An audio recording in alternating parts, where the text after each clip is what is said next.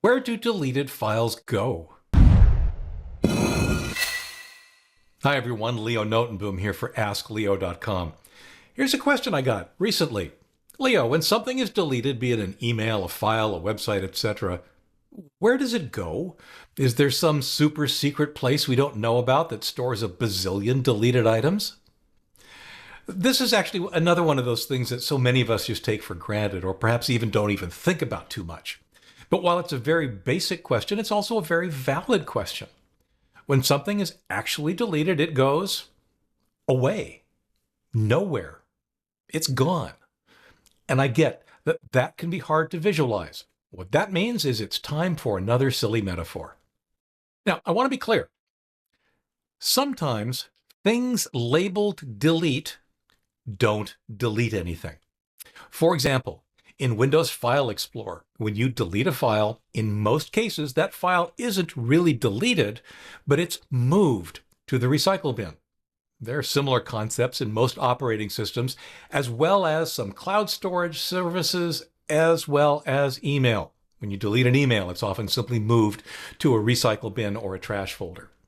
Eventually, the file or email will be permanently deleted. That's what we're interested in. Now, I hate that I have to do this, but I'm going to.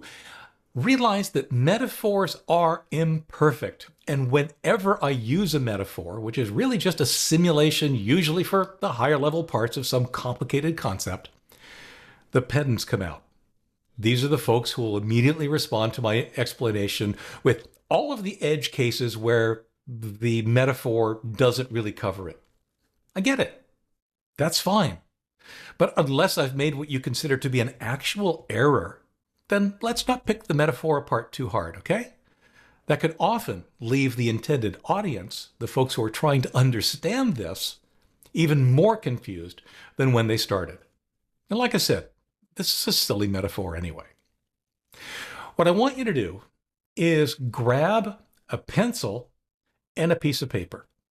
Your good old number 2 pencil, if you remember those from back in school. Write something, anything, on that paper using the pencil.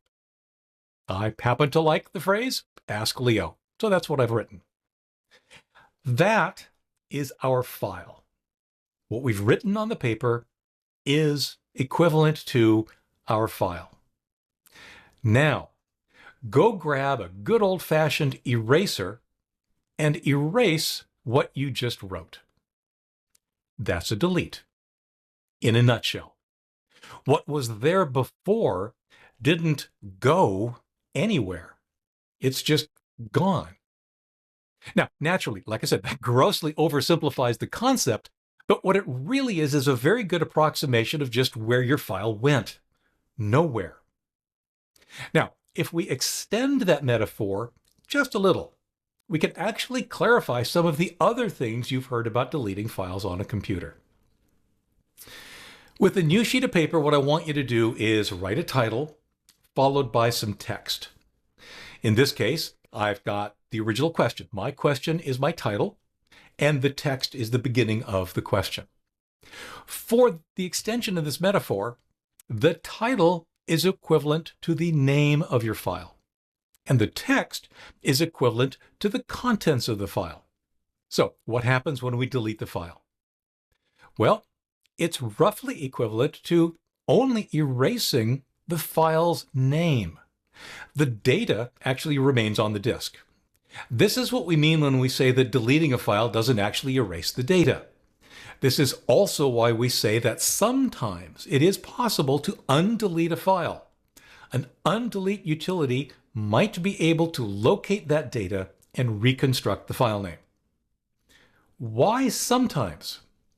Well, let's say we're going to create a new file on the disk after we've erased that first one. We'll call it something else and put in some data.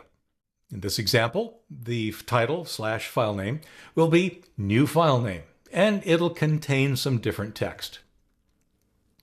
Our new file name has overwritten the place where the original file's name was, and the data in our new file has overwritten some, but not all, of the original file's content. For our metaphor, an overwrite is the equivalent of taking out our pencil, eraser, and erasing what was there before we write the new data in its place. That's why we say that data is potentially recoverable as long as nothing new has been written to the disk.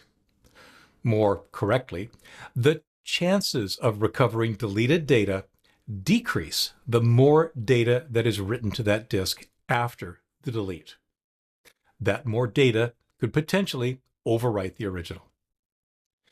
But wait, there's more. We can extend our metaphor a little bit further to account for the ghosts of data past. If you have a close look at the new file we created, you'll notice something very interesting. You may notice that the previously written text is still, very faintly, visible. Even where the new text has been written on top of it, you can kind of sort of make out that there was something there before. Not unlike using a pencil eraser. This applies only to magnetic media, spinning hard disks.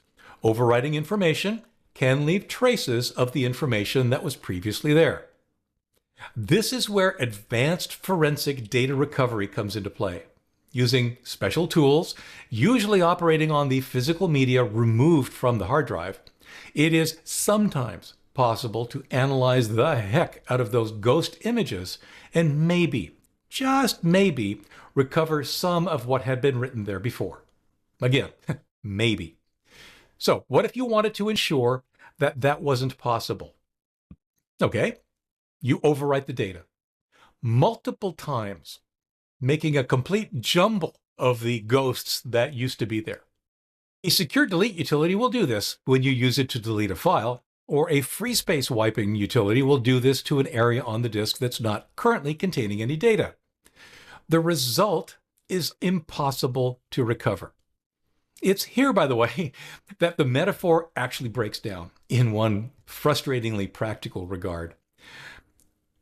I recall back in the day, writing something on a piece of paper, erasing it, writing something in its place, erasing that, writing something in its place, and erasing that. That's not unlike how we would write data over and over in the same place to securely delete information. My paper always ripped by that point, because we're actually, the eraser is, of course, taking away shreds of the fiber of the paper. That doesn't happen on a hard disk, right? You can overwrite as many, many times as you want, and you're not going to damage the hard disk. Now, one of the concerns I have in presenting this metaphor is that you might be tempted to think that data recovery is easy. It's not. My approach above, like I've been saying, grossly oversimplifies the specifics in order to present concepts in a hopefully more understandable way. Don't count on undelete or data recovery. You know what that means? Back things up, of course. For updates, for comments, for links related to this topic and more, visit askleo.com/176016. I'm Leo Notenboom, and this is askleo.com. Thanks for watching.